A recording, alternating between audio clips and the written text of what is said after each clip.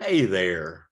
Welcome to Right Start, Part 3. It's an equipping module for your Staff Parish Relations Committee if you're receiving a new pastor. Again, I'm Blake Bradford, Northwest District Superintendent. It's great that you joined us here for part number 3. If you haven't seen the other two parts, I encourage you to watch them in order. Part 1 and Part 2 are on the same website. This is the website you can find them on, along with all of our downloadable resources. So our transition website, we're real proud of it. We have a lot of tools on there that we think will help your church out as you seek to be faithful to God's mission. We're now going to jump right on in. We've been talking about expectations for the Staff Parish Committee. Expectation number 4, take the opportunity for missional impact. Here, let me read this quote from Impact. The arrival of a new pastor is an amazing opportunity for the congregation to mobilize for impact. Receiving a new pastor creates a window, often a fleeting moment, for your fellow members to look at your church with fresh eyes, assess its culture, and use the opportunity for some cultural shifts that could impact the congregation in your community. You can be intentional in how you describe your community, your mission field, and your church's culture to your new pastor. Think about that window. And when I think of a window of time, not only is to build up those relationships, but there's another piece of this I really want to encourage you to think creatively about. And that is, how can you have a big win? How can you have it? You're receiving a new pastor. How can they have a big win? And I'm going to give you an example of this. I was working with a new church that was receiving a new pastor, and they had a few months to figure this out. And we had a conversation actually about what's called bridge events, different ways for the community and the church to connect, and you can get names and you can do good follow-up. And it's really just about building relationships in the larger neighborhood or community. Well, this is a small town church, and they were thinking through that, and they decided they wanted to have a back to school event, and they wanted to have it, it's going to be in August. Well, if it's in August, you're not going to be able to start planning this after the new pastor arrives and gets moved in. You're going to have to start, in the spring. And that's exactly what this church did. They started planning the whole event. They knew what they needed for booths and collecting things and how to get names. They had people responsible for food and games and everything else. Everyone had an assignment. People were in charge of follow-up. The new pastor arrives. They say, oh, by the way, pastor, we have a big back to school event, and you're going to be our guest of honor at this. Okay. And so the new pastor shows up. You know what their job was? To wander around. There was a lot of people that said, hey, have you met our new pastor? Like we talked about earlier in the earlier module. And the pastor got to see the church at work. Their only job was to show up and meet people. That was a big win. Hundreds of people showed up at this back school event from all over the community. I'm wondering, what can your church do for an early big win? Maybe it's something like that. Maybe it's something else. But how can that new pastor have a big win as they get started? I encourage you to think real creatively around this. And actually, as we start thinking about that, we're going to make that some of the first questions. So I'm going to ask you, like we have in other sessions, in a moment to hit pause and have a discussion time with your staff parish. If you're doing this at home, write some notes down as you're thinking about this. When you get staff parish, talk about it. Let me read the questions. How will you encourage a culture of let's make an impact for Christ during a clergy transition when some of your church members are taking a let's wait and see approach? You foresee the difference. One slows down, the other speeds up the momentum. We want to speed up momentum here. So think about that one. The second one, what is an early big win that could help your new pastor start well and make a congregation-wide impact in your community? So think of those two questions, hit pause, talk about them, and we'll catch up on the flip side.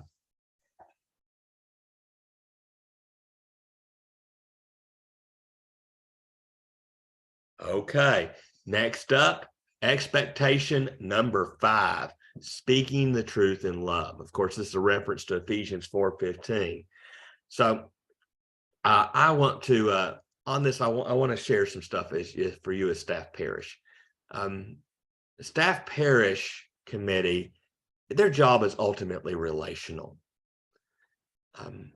You as staff parish need to be intentional about building a positive relationship with your pastor, a relationship built on trust and clarity and honesty, and recognizing that every one of us that are clergy, we have certain gifts, we have certain grace, we have certain areas we're better at the ministry and others, and helping that pastor use their gifts to their fullness, and recognizing when some of us are better at some things than others, to work on maybe how we can maybe either delegate or work on or help out on some of that stuff that we're not great at, and for the stuff we are great at, help grow that and build that as a cornerstone for our ministry.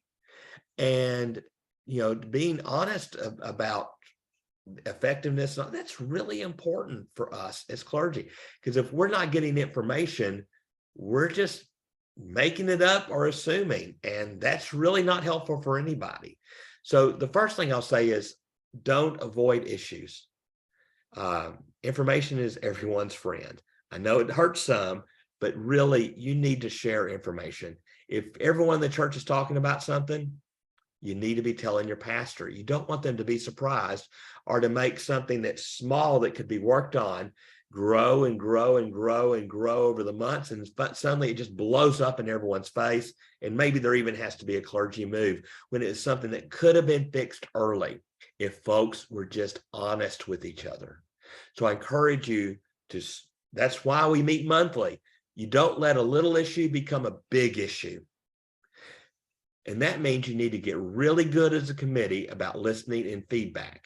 Now that's different than polling for complaints. Okay, anyone got complaints about the pastor? We have staff parish meeting. No way. That's not helpful. And as for complaints, you as staff parish need to make a covenant with each other. You're not going to badmouth the pastor outside the room. If you are staff parish, that is inappropriate. You can't do that anymore. You're a staff parish. If you have complaints about the pastor, you need to be talking to the pastor about them, not spreading that out in the world. Second, no anonymous complaints. If anyone goes to the pastor and says, well, some people are talking about so-and-so, the pastor has no idea how to rate that information. They don't know if it's heavily involved members or people slightly involved, or maybe they've got something else going on and the pastor knows the backstory, but you don't. But if they don't have a name, it's not helpful information at all. So no, you as staff parish, if someone says, well, I have something to complain about, but you have to keep secret. Nope, that's not how things work. No anonymous complaints. Within the committee, you need to maintain confidentiality. And that's really different than the other one. You just need to understand you as a committee, a staff parish committee, should have a covenant of honesty, of not hiding stuff, and then being confidential in the stuff that's done inside that group. Be real clear between facts that are known versus rumors. Provide a professional, constructive feedback that is clear, that starts on expectations. Here's our expectations. Here's how you can help meet the expectations, being really clear. Now, I do have a couple of bullet points I want to share, and this is number 7 and 8 here. Number 7, there's normal feedback, and then there's other stuff around things like sexual misconduct or other inappropriate behaviors. If we're ever talking, or if there's ever a situation where there could be where there could be a sexual misconduct or some other chargeable offense at staff parish, you need to go immediately to the DS if any of those allegations are ever crop up. Don't say whether or not they know if they're true. If you have allegations, they must be reported immediately to your district superintendent. That is our expectation for you as a staff parish committee. It is ethical. It is a faith-based expectation for you. So that number 7, that's ironclad. If there's other chargeable offense, please do the appropriate work and communicate those appropriately to the superintendent. The second thing I wanted to share, kind of to kind of close the loop here, is talking about engaging conflict well. And I'm talking about Matthew 18 style response to conflict. Not every problem is a book of discipline problem. Sometimes it's this book that you need to be working from. And so I want to talk to you about a Matthew 18 approach to the regular conflict that goes on in a church. If you look at Matthew 18, Jesus, when they said, how do you deal with conflict? Wait, Jesus had a pretty good way of going about this. Go to the person themselves, right? If that doesn't seem to work out, go with someone else. If that's really not working out, talk to the elders of the church. Well, as a staff parish committee, you can do a Matthew 18 based process for dealing with conflict. Step number one, communicate.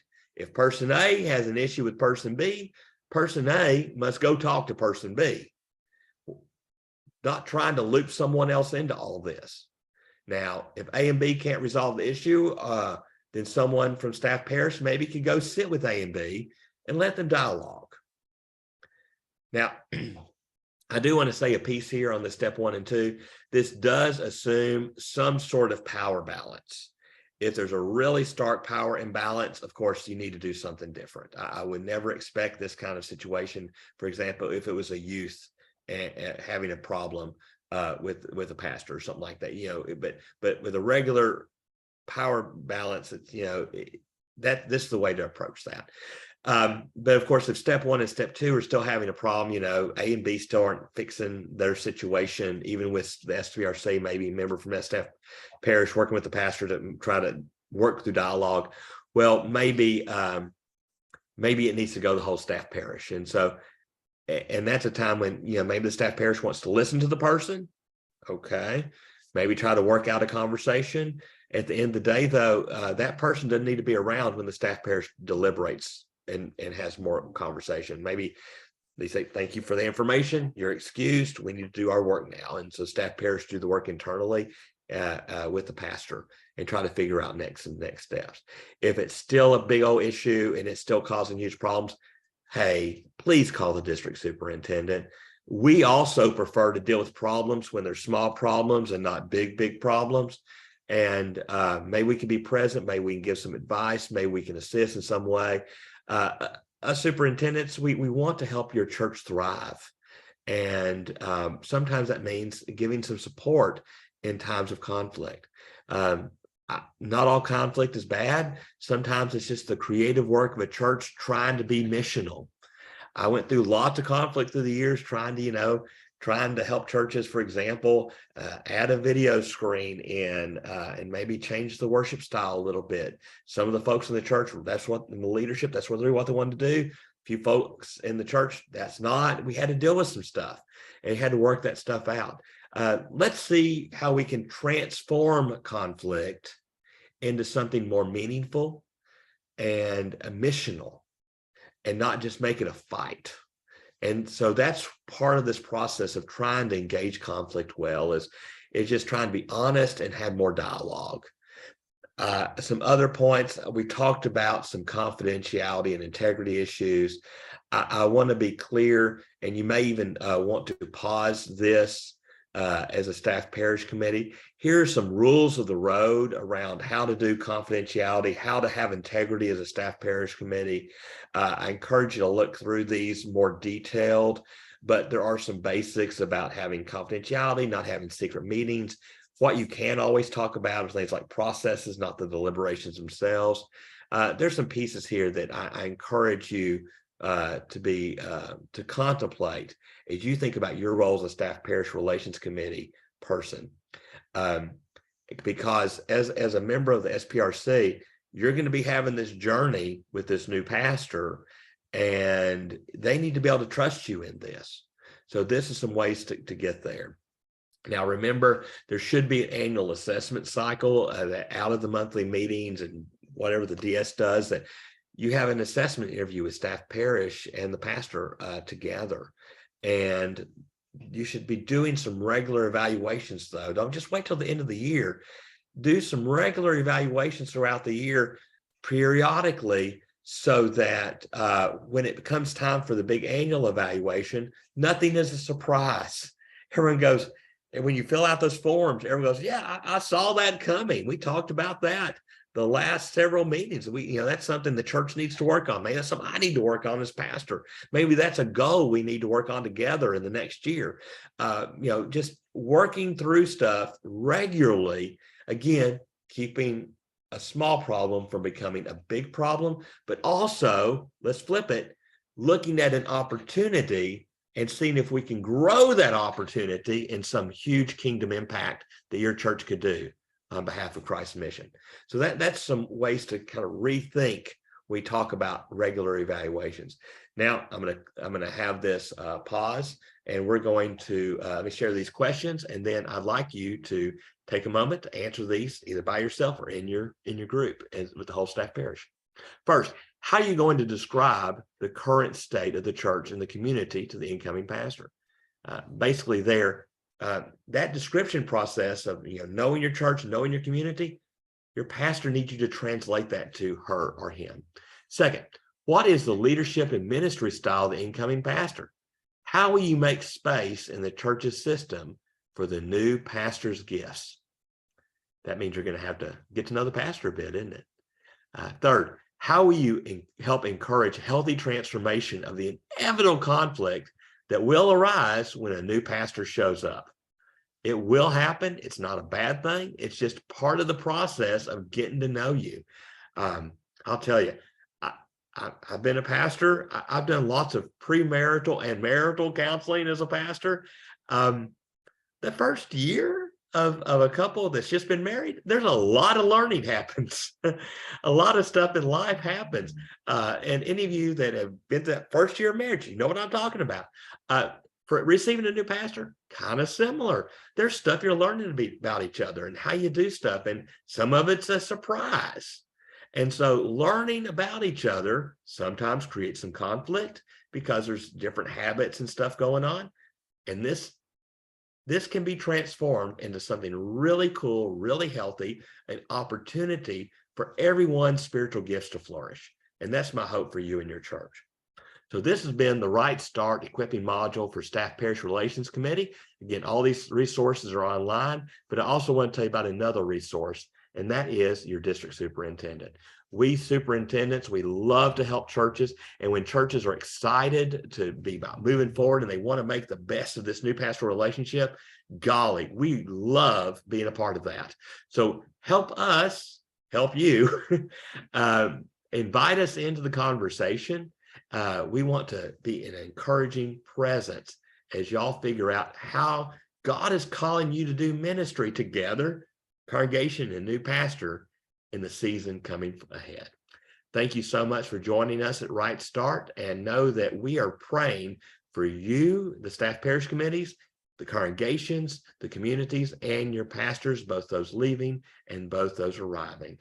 All the saying hello and saying goodbye, we are lifting you all up in prayer. From the bishop and the cabinet, I'm Blake Bradford. Thank you for being with us at Right Start.